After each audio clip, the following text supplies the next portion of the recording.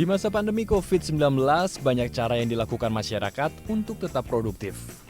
Salah satunya seperti yang dilakukan para pengurus ruang publik terpadu ramah anak di Kelurahan Tanjung Duren Utara, Jakarta Barat, yang berhasil mengembangkan tanaman sayuran hidroponik seperti sawi, kangkung, dan kailan. Kegiatan yang didukung oleh Lurah Tanjung Duren Utara sejak awal pandemi ini diadakan untuk mengisi waktu luang para pengurus akibat RPTRA yang masih ditutup selama masa PSBB transisi. Budidaya hidroponik ini juga dilakukan untuk menopang kebutuhan pangan masyarakat di masa pandemi COVID-19.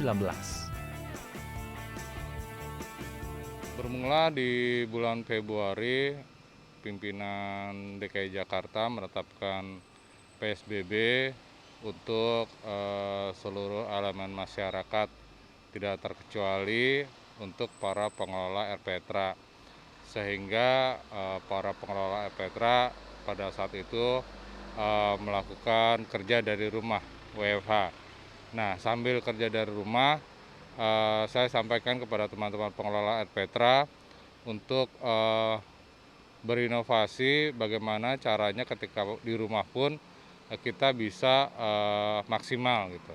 Salah satunya adalah di RPTRA Taman Apel ini mengembangkan tanaman hidroponik.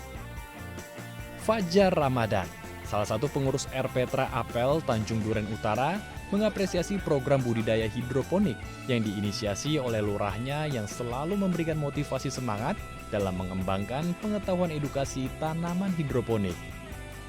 Pemilihan budidaya secara hidroponik dirasa tepat karena memiliki masa panen tergolong cepat dan tidak membutuhkan lahan yang luas, serta kualitas sayuran yang dihasilkan juga sangat baik.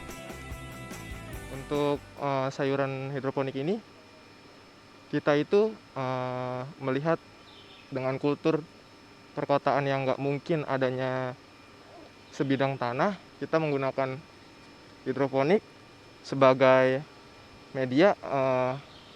Kita membataskan lahan dari ukuran 1 kali 1, itu kita membuat tinggi, itu membuat kita mengurangi lahan yang ada. Terus juga untuk cost, untuk masa panen itu kita bisa lebih cepat. Terus juga hasil yang diperoleh juga 2 kali lipat dari hasil konvensional. Memasuki masa panen, sayuran akan dijual secara langsung kepada warga sekitar RPTRA. Satu ikat sayuran dihargai mulai Rp5.000 hingga Rp35.000. Hasil penjualan sayuran akan digunakan pengurus guna membeli bibit, nutrisi, dan kebutuhan lainnya.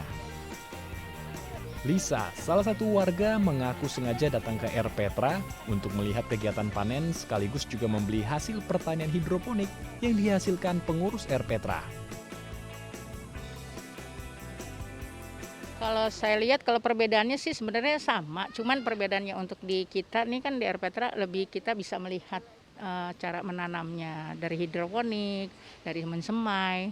Jadi mungkin tanamannya lebih seger lah, lebih benar-benar dari tangan pertama, nggak dari tangan ke tangan gitu. Jadi benar-benar membantu juga masyarakat yang nggak harus ke pasar, tapi juga kita mempunyai lahan yang memang harus bisa untuk jadi hidroponik. Melihat keberhasilan budidaya sayuran hidroponik, para pengurus RPTRA berharap kegiatannya dapat ditiru oleh RPTRA di wilayah lainnya agar tetap produktif meski di tengah pandemi. Media Tawadu, Budi Wiro Utomo, DAI TV.